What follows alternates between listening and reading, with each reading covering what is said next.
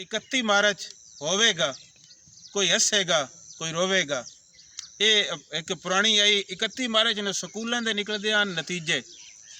तो इस तो ये एक स्कूलों के एक अखाण एक कहावत बनी हुई है, 31 मार्च होवेगा, कोई हसेगा कोई रोवेगा। अब जेडे पास होंगे हैं वो हसते हैं, जेडे फेल होंगे हैं वो तो कतरी मरतड़े पै के होंगे हैं। अज 31 मार्च जातकों के नतीजे निकले हो तो मैं आख्या बस ही इन्हें कोई अपने वेले दे नतीजियां दी स्कूलों की गल करिए तो क्या बने जातकों क्या बनी तेरा? मैं पहली पोजीशन में फर्स्ट पोजीशन। वाह भाई वाह, पहले नंबर तो आ गया है। बड़ी बड़ी गल है। तो थोड़ा क्या बने? साडा क्यों नहीं होया? 31 मार्च नो सारे स्कूलों के नतीजे निकलते होंगे हैं तो अज जो दिल पिया करता है अज ना उस वेले की गल करिए पुराने स्कूल किवें होंगे हैं तो उन्होंने जातकों की पढ़ाई किवें होंदी है। अज तो निमाने जातकों नालों दो बारी बारे बसते आ गए। जातका तो वो दरूक के भी लै बैना तो दिल होवे ना तो अपड़ींदा ही नहीं। साडे वेले के होंदा ही दो तड़ियां वाला झोला होना जेड़ा किते वेले तो कच्छे च पा लेना तो किते वेले कन्ना उत्तों पासे करके ना इत्थों दी तड़ियां गच चढ़नियां ते वो बस्ता दरूकी वतना वो बस्ता होंदा ही। तो बस्ते विच समान केड़ा होंदा ही? एक बोरी जेड़ी सारे तो बड़ी जरूरी होंदी है, विछा के उत्ता बाणा कान, बोरी नाल एक लकड़ी दी तख्ती, एक स्लेट, एडी भी ऐसी गल कोई नहीं, असं उन्होंने नाल पढ़ते रहते से, एक कैदा कच्ची वाला कैदा या पक्की वाला कैदा, एक स्लेटी, एक दवात तो 2-3 कलमा, बस पूरा बस्ता तैयार है। विच कोई लीर लंबा कोई माल्टा शाल्टा कोई यो जी शे बिला पौंदियां। एक और बड़ी जरूरी शे एक गाची होंदी है। ले ये बस्ता होंदा है पूरा पूरा साल ही रहिंदा है। इहदे च होर वाधा घाटा कोई नहीं होंदा। ते मोड़ पढ़ना दा बेतरीके होना भाई एक तो सवेले बहना तो बजदे बहना अं ठो ठो लत्तां खिलार के जा मल लेनी आखना इत्थे मैं बोरी बिछाउणी है। ले बोरियां बिछा के एक बार बही गया, बही के मोड़ो तख्तियां पोचनियां होंदियां, पासे को नलका होना कोई नाला होना कोई टोया होना,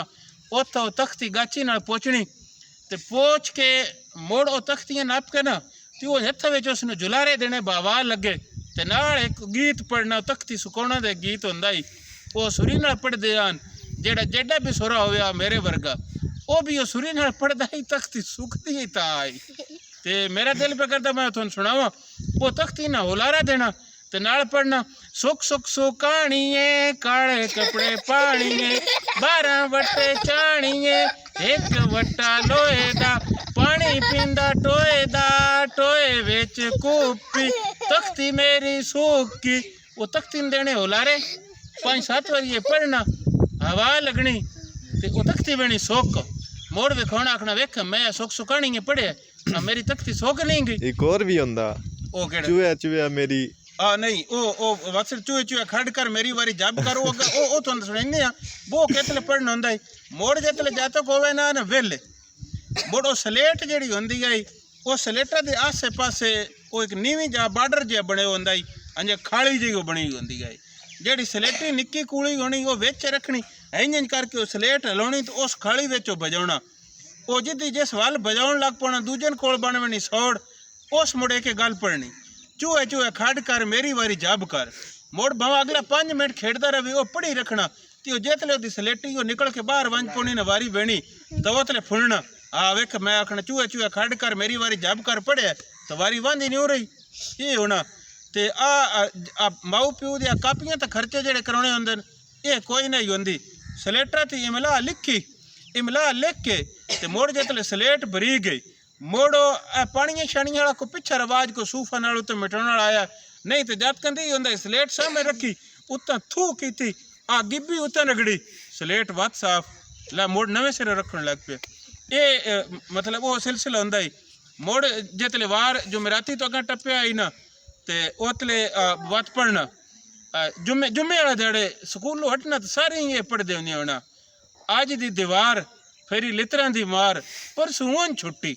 ये जातका सर पर पढ़ना मतलब ये दसना भाई अज दी दीवार लग गई है कल उस्तादां दे लित्र पुले जलने न ते परसूं जड़ी है ये उन छुट्टी होवनी है। ये ओतले दी एक पढ़ाई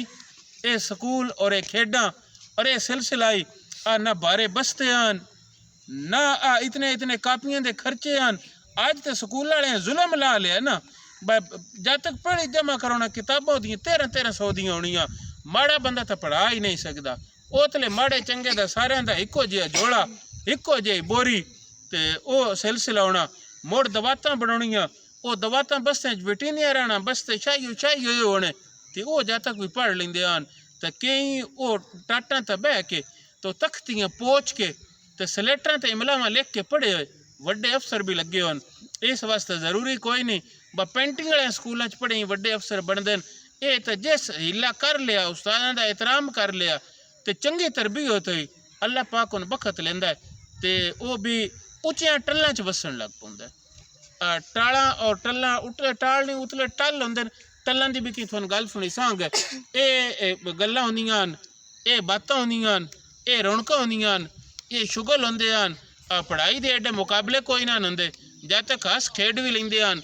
4 हरफ पढ़ भी लेंदे हैं ते लैक भी होंदे हैं हुण इन एक मुकाबले च आके जद तक मने उड गए